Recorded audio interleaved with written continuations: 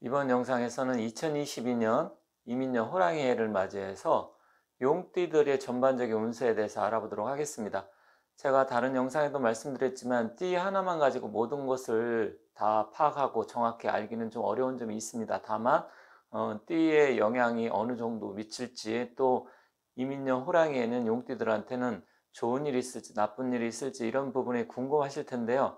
그런 부분에서 말씀드리고, 좀 더 구체적으로 내 개별 사주를 알고 싶다 그러면 뭐 다른 선생님의 영상을 보시든지 아니면 상담을 하시든지, 또 저한테 뭐 상담을 의뢰해서 1년 신수를 보신다고 하면 그때는 좀 더 정확하게 말씀드릴 수가 있지만, 띠로 보기에는 조금 아쉬운 점이 있다고 하더라도 한번 재밌게 봐주시고요. 아니면 좀 부족한 부분이 있으면 또 다른 선생님의 영상도 같이 비교 분석하면서 참고해서 보시면 좋겠습니다. 자, 22년은 다 아시겠지만 이민년 호랑이입니다. 그래서 이 호랑이 띠에는 용띠들한테 과연 어떠한 일들이 일어날지 그런 부분에 대해 궁금해 하실 텐데요. 일단 용띠 중에서는 용띠는 이제 5개가 있죠. 보통 띠는 다 5개가 있습니다. 갑진년생이 있고요. 그리고 병진년생이 있고, 무진, 경진, 임진년생이 있습니다. 이렇게 띠별로 있는데, 갑진년생 같은 경우는 뭐 64년생이고 병진년생 같은 경우는 뭐 76년생 이런 식으로 이제 보시면 되겠죠.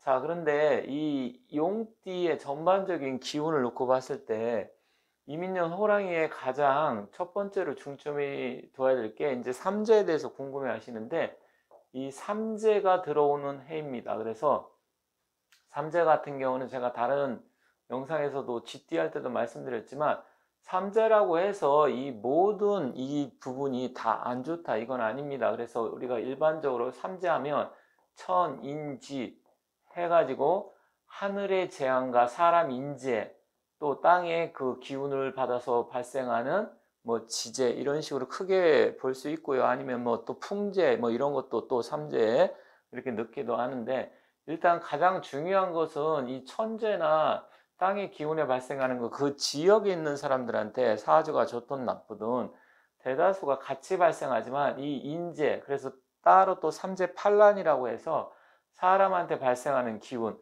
그러니까 예를 들어서 뭐 부부 간에 이별수가 생긴다라든지, 손재가 발생한다든지, 아니면 몸이 아프다든지, 사건 사고가 발생한다든지, 이런 게 이제 인재인데, 인재의 영향이 제일 중요합니다. 그렇기 때문에 일단 삼재 생각하면 가장 중요한 게 삼재팔란이 인재 위주로 발생하는 게 가장 중요하다. 물론 뭐 가뭄이 인다든지 태풍이 일어나는 해일이 발생한다든지 이 천재의 영향도 있을 수 있지만, 그거는 좀 전에 말씀드렸듯이 그 지역에 살고 아니면 그 자리에 있는 사람들 대체로 다 같이 미치는 영향이지만, 인재는 개별적으로 미친다 이렇게 보시면 됩니다.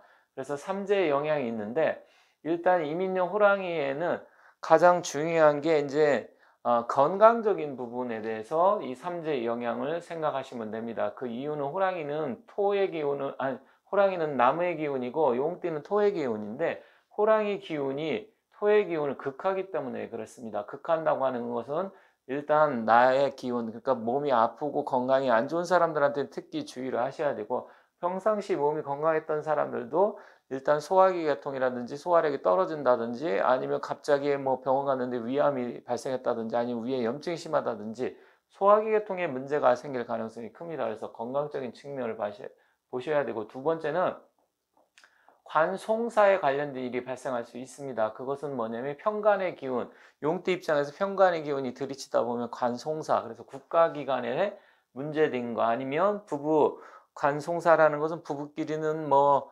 이혼수 이런 게 될 수 있겠죠. 그러한 부분이 발생할 수도 있고요. 또 좋게 작용한다고 하면 여성 입장에서는 결혼 안 했던 미혼들 같은 경우는 이제는 뭐 남자운이 들어온다든지 해서 좋은 쪽으로 작용하면 남자를 새로운 사람 만날 수도 있고 좋은 인연을 만날 수도 있고 그런 부분이 될 수 있습니다. 그래서 또 이 이민년의 인이라는 게 용띠 기운으로 봤을 때, 전체적인 사주의 기운으로 봤을 때 나한테 좋은 작용을 한다고 하면 자식이 잘 된다든지, 아니면 재물운이 좋아진다든지, 또 하는 일, 왜냐면 이거는 관송사도 되지만 직업, 일, 이런 일도 관계된 일이기 때문에 그러한 부분도 좋은 쪽으로 작용할 수 있습니다. 그래서 삼재지만 좋게 작용하는 사람들한테는 일도 잘 되고 직업을 얻게 되고 새로운 사람을 만날 수 있겠지만, 만약에 나쁘게 작용한 이 기운이 나한테 나쁜 기운이다, 그렇게 한 사람은 건강이 나빠진다든지 부부 이별수가 생긴다든지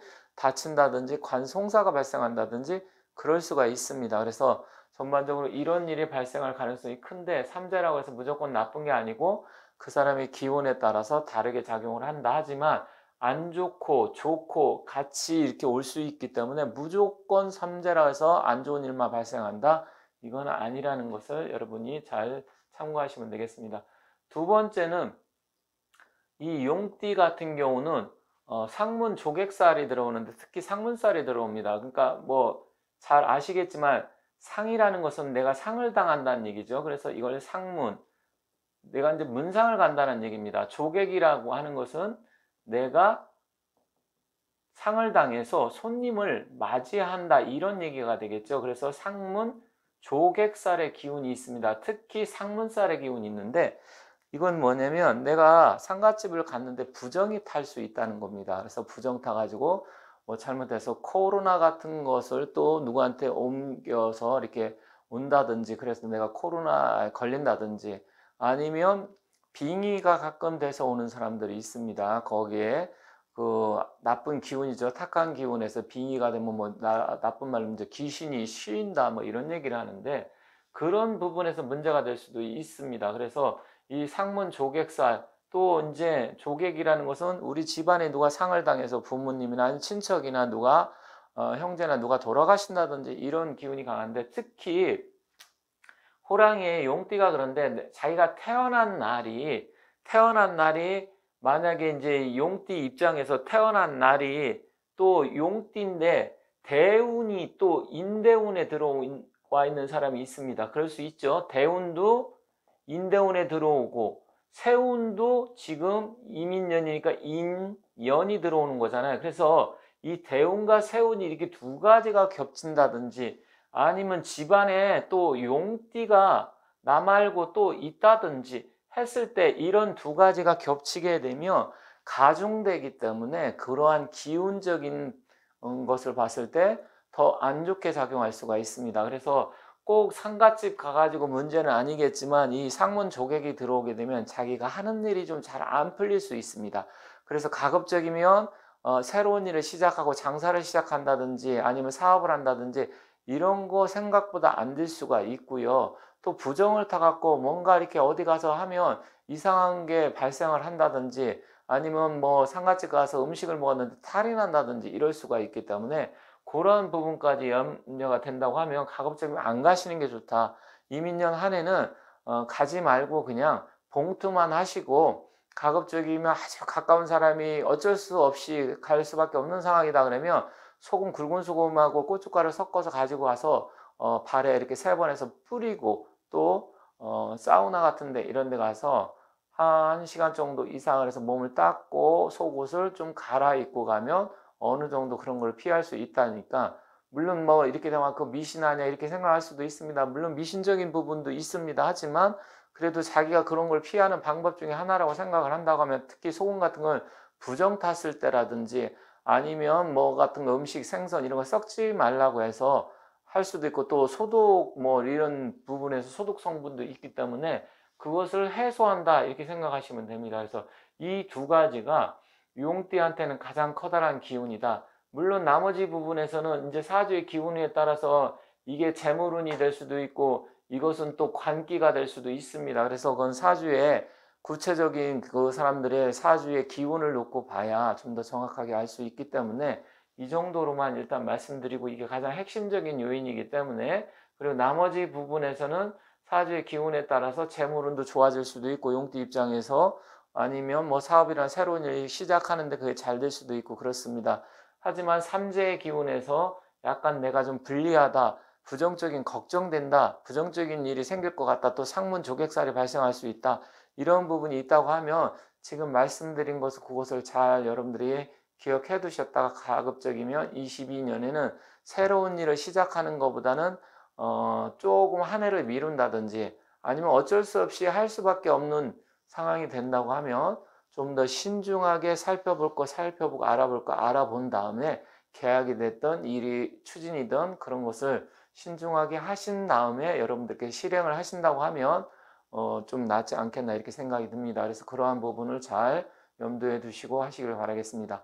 아울러서 뭐 다른 부분 같은 경우는 있긴 하지만 그것은 이제 각자 이 띠별로 조금 다릅니다. 그런데 이 병진생 같은 경우는 이 이민년에는 병임충까지 되기 때문에 또 이제 무진생 같은 경우는 그래도 이건 좀 낫지만 반대로 또 이 목의 기운이 또 들이치고 그래서 이 병진생하고 무진생 그 부분에서는 조금 다른 애보다 좀 신경을 써야 되고요.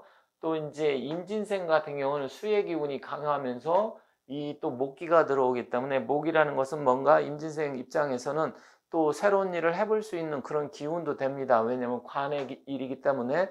그래서 임진생 같은 경우 사주의 기운이 만약에 조금 강하다, 수의 기운이 너무 강하다 했을 때는 조금 불리할 수 있지만 그게 아니고 내가 수기가 필요하고 목기가 필요한 사람한테는 좋게 작용할 수 있다는 점 참고하시면서 2022년 한 해 좋은 일 많이 생기시고 돈도 많이 벌고 또 더 행복한 한 해가 되시길 진심으로 기원하도록 하겠습니다. 감사합니다.